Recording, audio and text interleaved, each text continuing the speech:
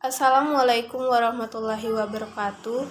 Perkenalkan, nama saya Desi Oktarina dengan NIM 2019 143724 dari kelas 4U Prodi Pendidikan Guru Sekolah Dasar Fakultas Keguruan dan Ilmu Pendidikan. Video ini saya buat untuk memenuhi tugas UTS mata kuliah evaluasi pembelajaran. Di sini saya akan menjelaskan materi dari pertemuan ke-1 sampai dengan pertemuan ke-7. Pertemuan kedua, materinya adalah tentang hakikat, tujuan, dan fungsi evaluasi dalam pengembangan pembelajaran. Hakikat evaluasi, pengukuran, penilaian, dan tes. Yang pertama yaitu evaluasi. Evaluasi adalah proses menentukan nilai suatu objek tertentu berdasarkan suatu kriteria tertentu, di mana objeknya adalah hasil belajar siswa dan kriterianya adalah ukuran. Kedua yaitu pengukuran. Pengukuran adalah suatu tindakan atau proses untuk menentukan luas atau kuantitas daripada sesuatu. Tiga yaitu penilaian. Penilaian merupakan suatu proses yang dilakukan melalui langkah-langkah perencanaan, penyusunan alat penilaian, pengumpulan informasi melalui sejumlah bukti yang mengajukan pencapaian hasil belajar peserta didik, pengolahan dan penggunaan informasi tentang hasil belajar peserta didik. Yaitu tes. Tes adalah alat atau cara yang sistematis untuk mengukur suatu sampel perilaku sebagai suatu alat ukur. Maka di dalam tes terdapat berbagai item atau serangkaian tugas yang harus dikerjakan atau dijawab oleh peserta didik.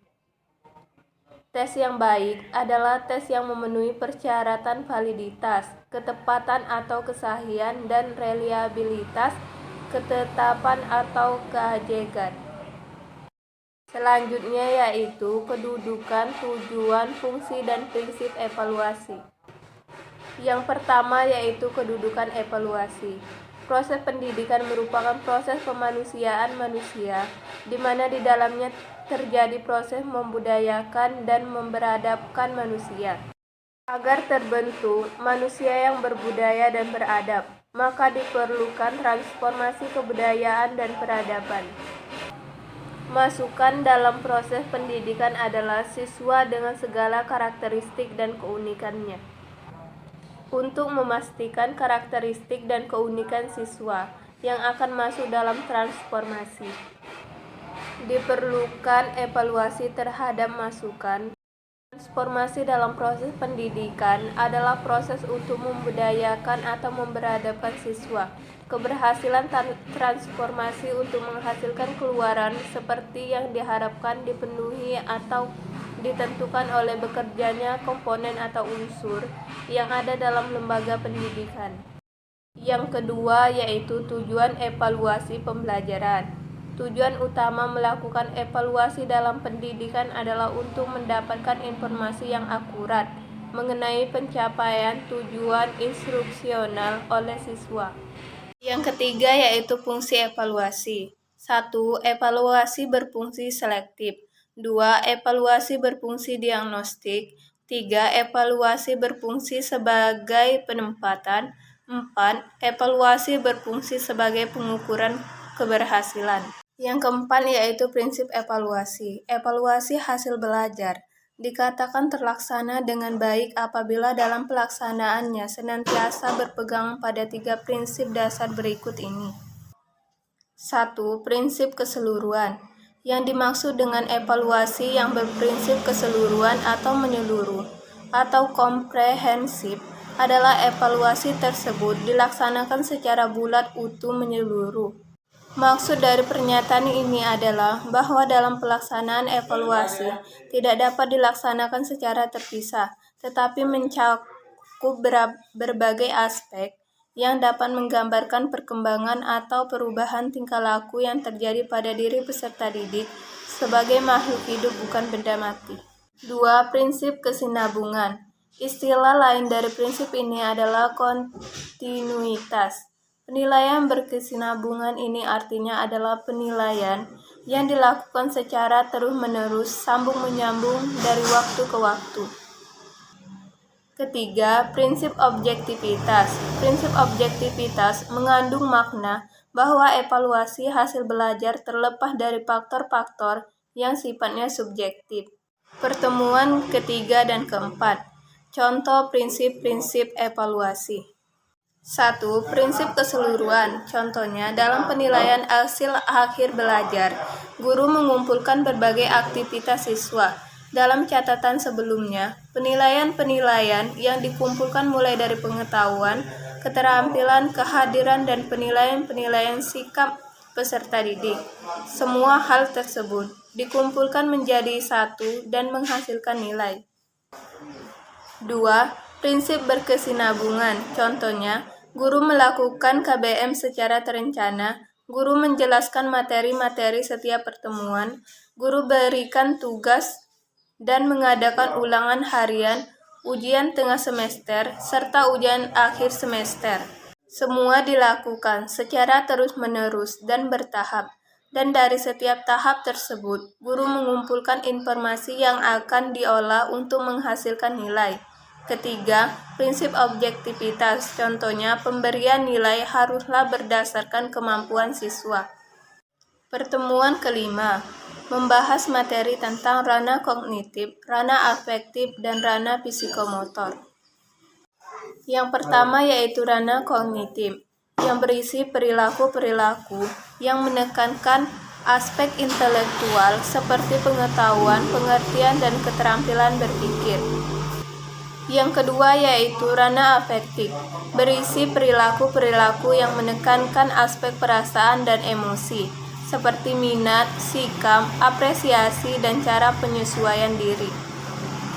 Yang ketiga yaitu ranah psikomotor, berisi perilaku-perilaku yang menekankan aspek keterampilan motorik seperti tulisan tangan, mengetik, berenang, dan mengoperasikan mesin. Pertemuan ke-6, materinya tentang pengembangan evaluasi pembelajaran berbasis kompetensi. A. Prinsip evaluasi. Salah satu tugas utama seorang guru adalah mengajar. Dalam mengajar, ada 3 pertanyaan pokok yang menjadi landasan, yaitu 1. Apa yang harus diajarkan? 2. Bagaimana harus mengajarkan? 3. Bagaimana mengetahui bahwa pembelajaran yang dilakukan berhasil dengan baik? Kegiatan mengevaluasi keberhasilan pembelajaran merupakan bagian penting dari tugas seorang guru. Evaluasi keberhasilan pembelajaran yang ditujukan oleh kinerja siswa perlu dilakukan secara teratur dan berkesinambungan selama dan setelah proses pembelajaran berlangsung. B. Tujuan, manfaat, dan maksud evaluasi. Yang pertama yaitu tujuan. 1. Grading. 2. Seleksi. 3. Penempatan. 4. Mengetahui tingkat penguasaan kompetensi. 5. Bimbingan. 6. Diagnosis. 7. Prediksi. 2. Yaitu manfaat evaluasi. 1. Mengetahui ketercapaian kompetensi yang ditetapkan. 2.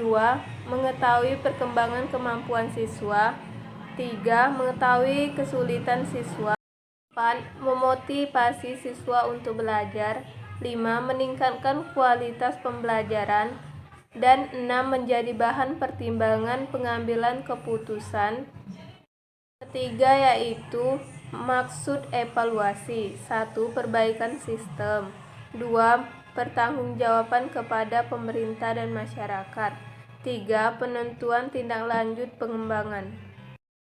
Materi untuk evaluasi. Berkaitan dengan evaluasi, terdapat 2 pertanyaan penting, yaitu apa yang harus dievaluasi dan bagaimana mengevaluasi. Langkah pertama dalam melakukan evaluasi adalah menentukan materi yang akan diujikan.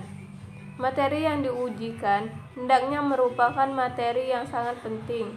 Penentu materi yang penting dilakukan dengan memperhatikan kriteria sebagai berikut.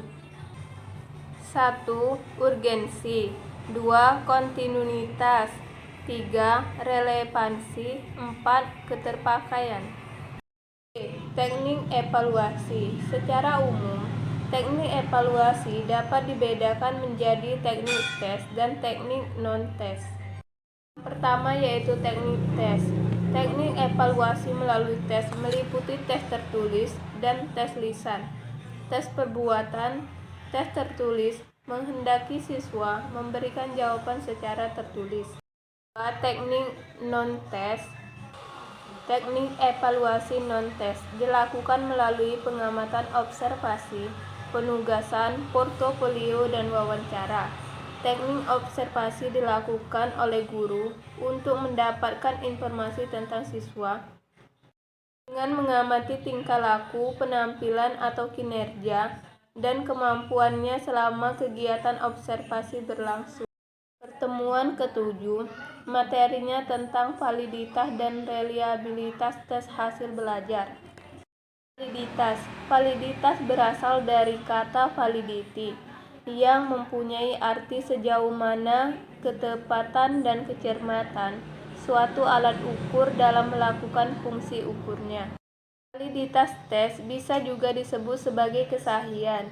Suatu tes adalah mengacu pada kemampuan suatu tes untuk mengukur karakteristik atau dimensi yang dimaksudkan untuk diukur. Reliabilitas suatu alat ukur dikatakan reliable jika alat ukur tersebut menunjukkan sejauh mana hasil pengukuran dengan alat ukur tersebut dapat dipercaya.